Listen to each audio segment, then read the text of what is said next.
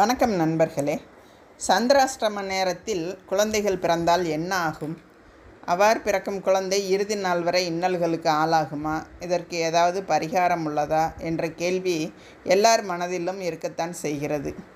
சந்திராஷ்டமம் பற்றிய குழப்பமே இந்த கேள்வி எழுவதற்கு காரணமாகும். சந்திராஷ்டமம் என்றால் சந்திரன் 8வது ராசியில் இருக்கிறார் என்பதுதான் பொருள். அதாவது ஒருவரது ராசிக்கு 8வது ராசியில் எந்த நாளில் சந்திரன் இருக்கிறதோ அந்த நாள் தான் சந்திராஷ்டமம் ஆகும்.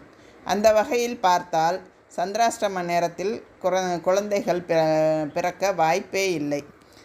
ஒரு குழந்தை பிறக்கும் நாளில் சந்திரன் எந்த நட்சத்திரத்தில் சஞ்சரிக்கிறாரோ அதுவே அந்த குழந்தையின் ஜென்ம நட்சத்திரமாகும்.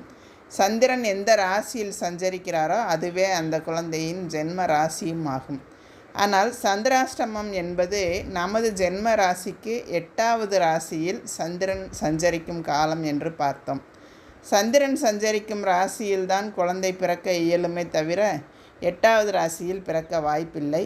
ஆகையால் சந்திராஷ்டம நேரத்தில் குழந்தை பிறந்ததாக யார் கூறினாலும் அவற்றை நம்ப வேண்டாம். அது முற்றிலும் தவறான கருத்து.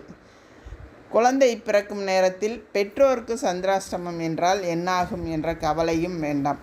ஜோதிடப்படி சந்திரனின் ஆதிக்கத்தை பொறுத்தே ஒருவரின் மனநிலை நிர்ணயிக்கப்படுவதால் சந்திராஷ்டம காலத்தில் கோபமும் குழப்பமும் ஏற்பட வாய்ப்புகள் அதிகம்.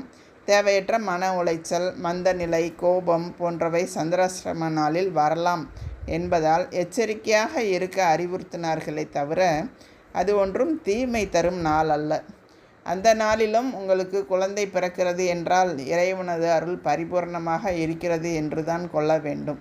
சந்திராஷ்டம நாளில் இறைவன் கொடுத்த கொடையாக குழந்தையை எண்ணி நீங்கள் மகிழ்ச்சியாக வாழுங்கள்.